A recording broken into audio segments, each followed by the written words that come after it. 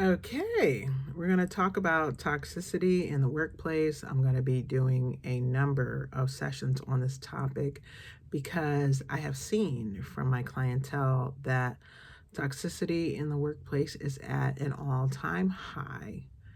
And I can get into what I think that is about on a practical, realistic level. But in this shoot, I'm going to talk about what I think is going on at an energetic and spiritual level as well.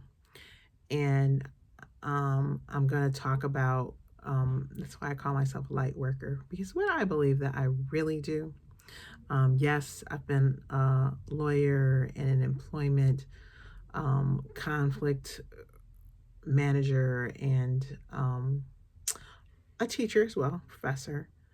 But what I'm doing in all of these situations where I find myself professionally is I'm trying to elevate the vibrational level to something that is tolerable. And unfortunately, in America, the vibratory levels are often intolerable, which is to say, they are low, they are dense, they are filled with fear and conflict and power struggles. And that's especially true of employment. So, when I worked in places of employment that were your typical American employment workplaces, I was able to deal with this conflict via the laws that have been passed, legislated in America to stop certain kinds of abuse of workplace power, primarily discrimination. And other than prohibiting discrimination, there is not a lot of policy or law with regard to American workplaces. So, for example, I've lived most of my life in Virginia. And when I started out with the City of Alexandria's Office of Human Rights in Alexandria, Virginia, the first thing that I would tell people, and they would be stunned, they would be shocked, but it's the absolute truth, and this is true for the majority of American states, is that Virginia is an at will employment state. And you can be fired at any time for any reason or no reason at all.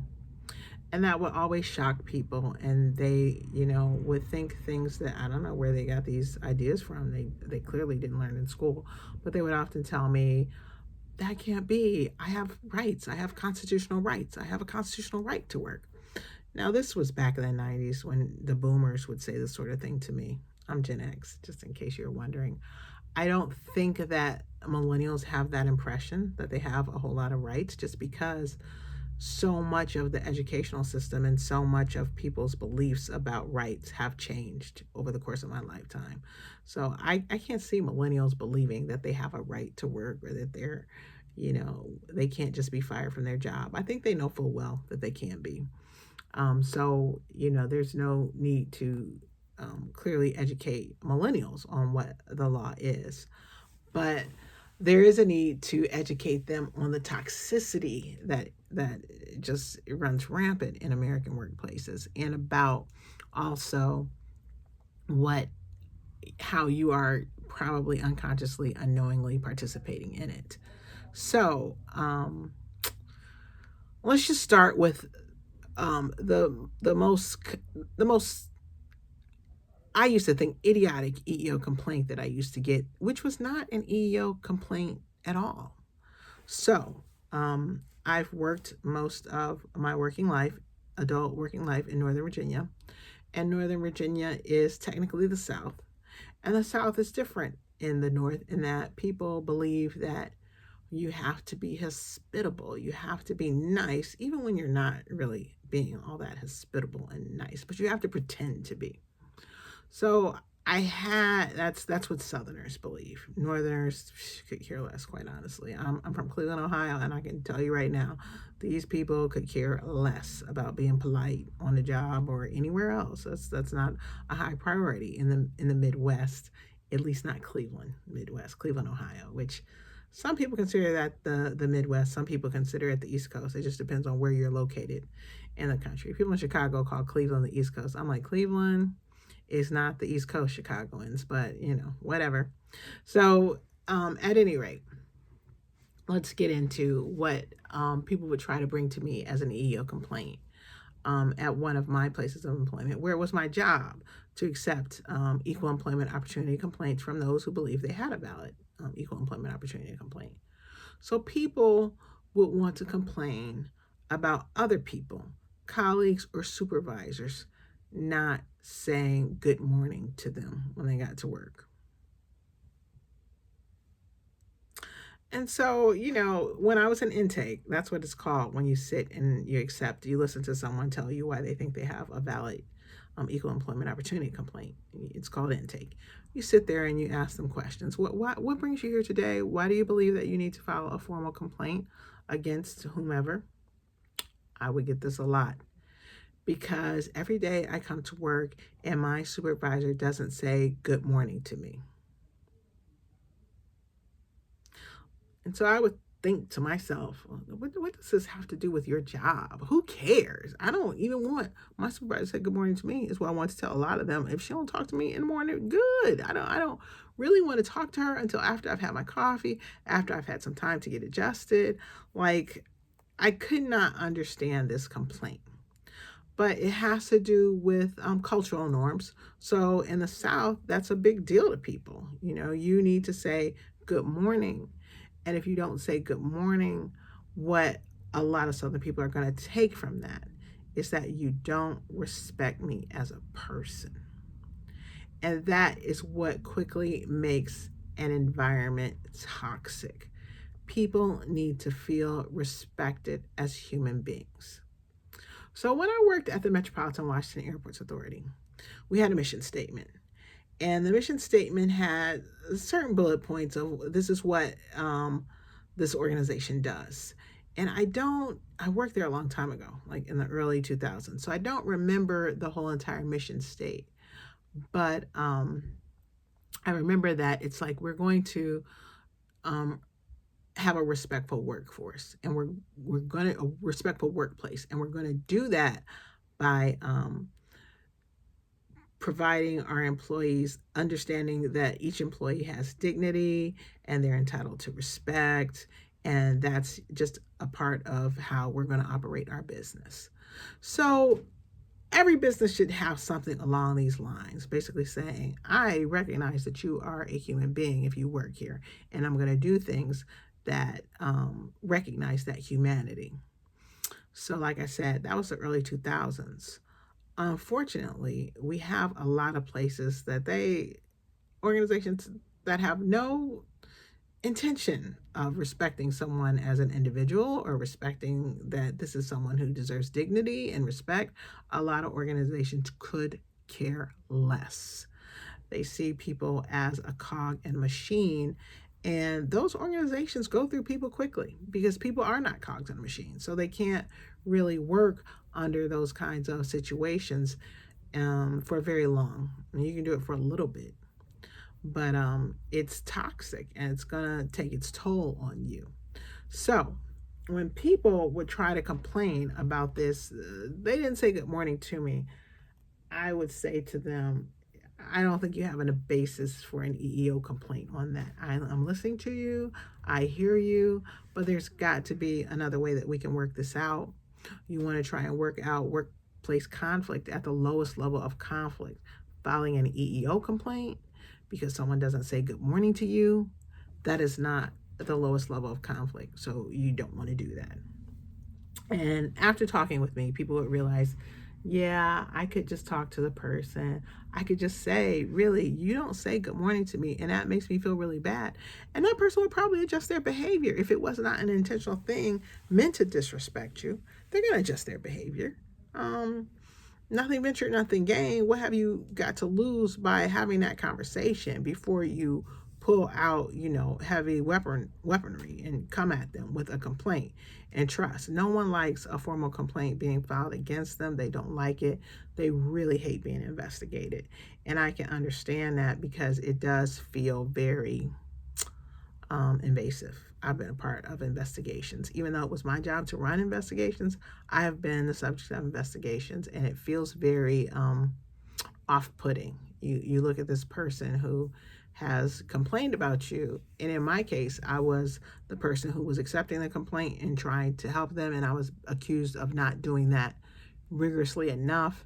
And I was like, look, I have my policies and my procedures. I follow them the same every single time. So whatever, you can ask me all these questions and, try to make the case that I didn't do my job, but I know I did my job.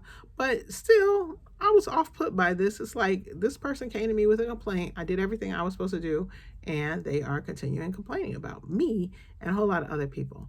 That person they did not have a lot of friends in this organization after they did that. And they had a really valid complaint. They had such a valid complaint, it caused the organization to change how it did certain things. So let's talk about valid complaints. Valid complaints are based on Title VII of the Civil Rights Act, and that law was passed in the 60s, changed the whole entire landscape of the American workforce.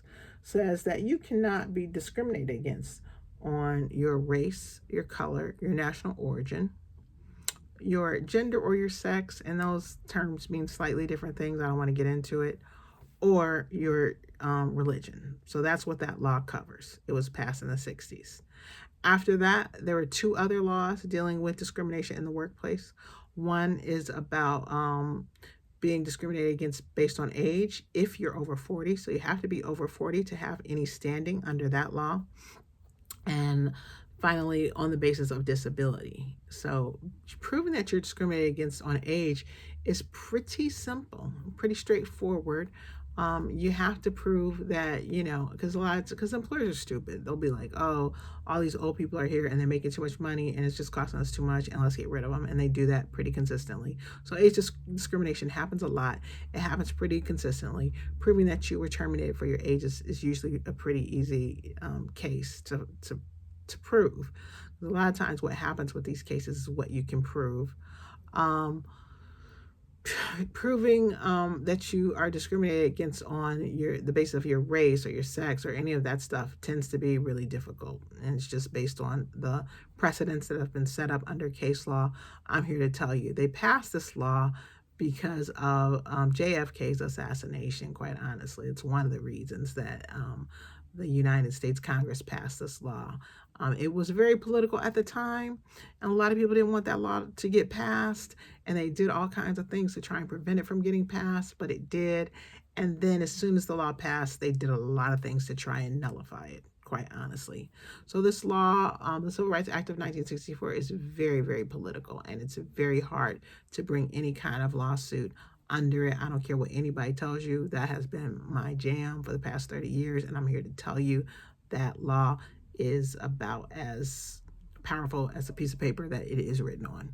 It is hard to get any kind of justice under that law. Age is a little bit easier to prove and a little bit easier to get some kind of justice with regard to. Disability is extremely, extremely complex. So I don't want to get into how you prove that or what you have to prove that. It's very complicated. Doesn't mean that you can't do it. If you're in the federal system, there are all these little loopholes where you can get in where you fit in if you should have a disability. But and all the federal agencies are supposed to respect all of these laws 100%, completely, totally, because they are federal laws. So they're supposed to be super duper in compliance with them. They are not. They are not. Like I said, the laws are very political and the agencies are very political. So agencies that, never wanted these laws to see the light of day don't really pay any attention to them and don't really enforce them. Agencies that are more progressive try to pretend, we did, you told us to put up the sign saying equal employment opportunity is a law, we did that. They give a lot of lip service to it, but in actuality, SOS, same old shit. All right, so I want to talk about a situation where someone came in for an intake and I had to tell them, I really don't think you have a case, a prima facie case. So a prima facie case is you come and you sit down with me and you tell me specifically how you were discriminated against. And so this woman comes into my office one day, and she's a Black woman and her boss is white. And she tells me that her boss is racist and she wants to file a discrimination complaint based on race. Now, I know both of these individuals. I see them in passing. The woman that she is making these accusations against doesn't strike me as racist. She strikes me as maybe a difficult personality and just brusque with everybody that she interacts with. So she was like one of these science and mathy types. They tend to have personalities that are, they will rub you the wrong way, just by the way they speak, by the way they present. They're very factual, very, not a whole lot of emotions or feelings there with those types. So she seemed to be, this was the finance department. So, I could see her doing things or saying things that weren't always entirely appropriate and not being aware. And that's not, I'm not excusing that, because I realize in this day and age that would be called a microaggression. And maybe what this young black woman was describing was a microaggression, but I honestly don't think that was what was going on. So she comes in and she complains. She discriminates against me based on race. And I said, okay, where's your evidence?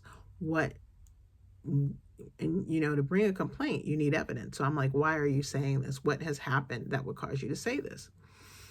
And she said, well, she saw my ankle bracelet and she said, I like your chain. And so again, I'm sitting there like, okay, are you going to tell me more? And I'm like, okay, what does this have to do with race?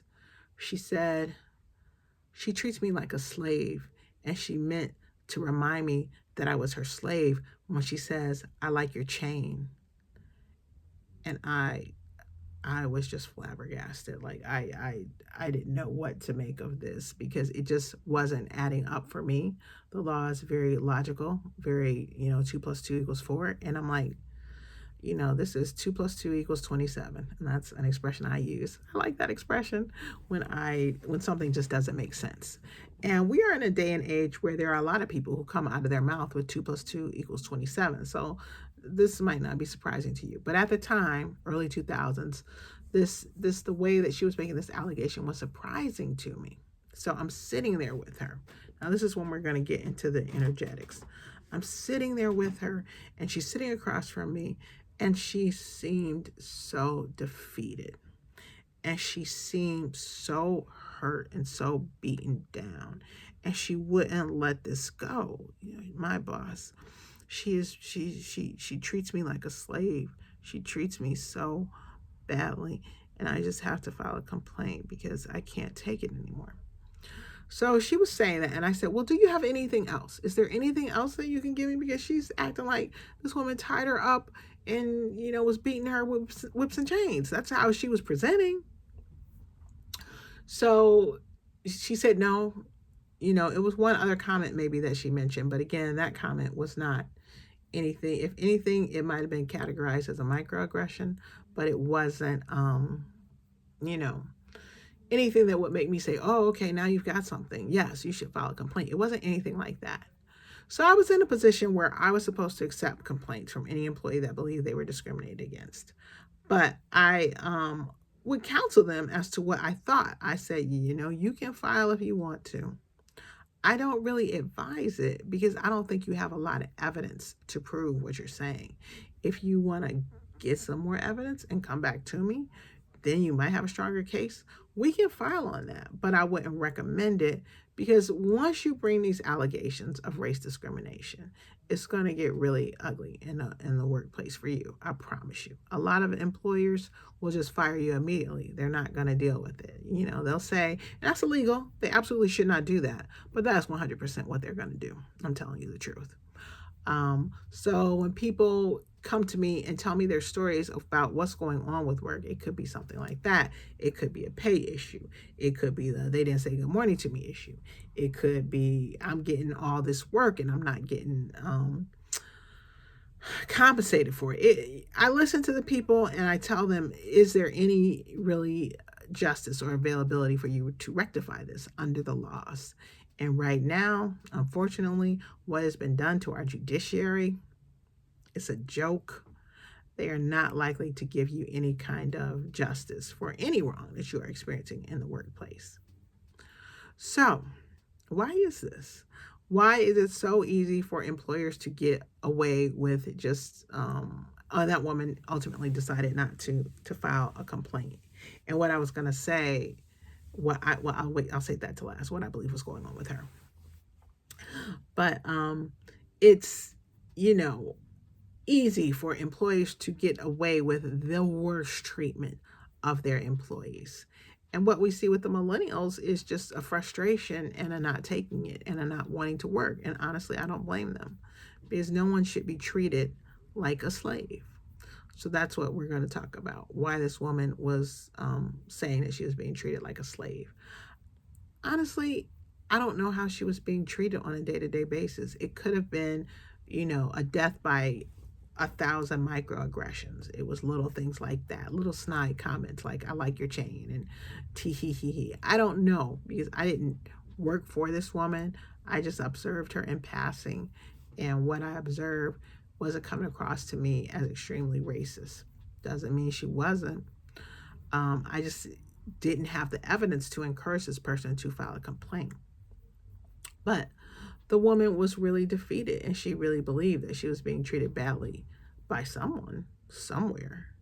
So what I believed, what I think was going on, by how defeated this woman looked, was that she was probably in a domestically abusive situation, and she was really frustrated about that, and she wanted to take it out somewhere. And so she thought she would take it out on this abrasive boss by filing this complaint, which goes to trauma. A lot of work environments are traumatic, and a lot of homes have a lot of toxicity and trauma in them. And if you're vibrating in a toxic home environment, you attract what you know. You're going to go back to vibrating in a toxic work environment. There's going to be toxicity wherever you go, because there's something in you that you're not taking care of, that you are not respecting. You're not respecting yourself by demanding to be treated with respect and dignity. And that's like the minimum. And I tell people, I used to tell my students, respect is just the minimum. When you come into my class, treat each other with respect. That is the minimum. So when you're in a toxic work environment, unfortunately, it's not a simple fix just to quit. You have to really do some work within yourself. You have to believe that you are worthy of being treated with respect. And you have to make that known when you go for interviews and when you're negotiating, the requirements of your position at the time of hire. That's really important, because as one of my clients was explaining, and she has been through a lot of jobs, recruiters know they're looking for people that they can abuse and treat any kind of way. And by the way you present, they'll know it. If you should come into an office or an interview like this woman came into my office, they're going to know this is a person, by the way her body language, by the way she was presenting, this is a person who's used to being abused. And so we can bring this person into the workplace, and she will take a lot of abuse. So that is something that you are going to find. If you have a problem with it, everywhere you go, there you are. You're going to have that problem, and you're going to need to do some real work with regard to you. Now, I love to say it because it's true. America runs on slavery. America runs on slavery. America never got rid of slavery. America loves slavery.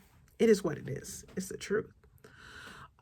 So what we call jobs in America are oftentimes just another form of slavery, where you're getting a little bit of money, but the way you're being treated like a slave. And you got to understand that's in America's DNA. So it's just not that unusual for America to behave this way. So this is something that you have to understand. You have to be real. And in order not to fall into those kinds of traps, you have to be cognizant of that reality, and you have to sidestep it at every chance. Being treated as less than human, being dehumanized, at a job is very, very traumatic. And you might leave that job with a whole lot of trauma that you're going to need to deal with.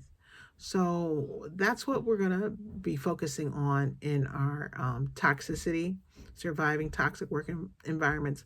We're going to have to talk about trauma, what trauma does to you, how you heal from trauma, and how you can eliminate the trauma from your life. You have to be just very mindful, very aware. Um, but remember, life is beautiful and extraordinary. Don't let anyone tell you different. Don't let anyone steal your joy.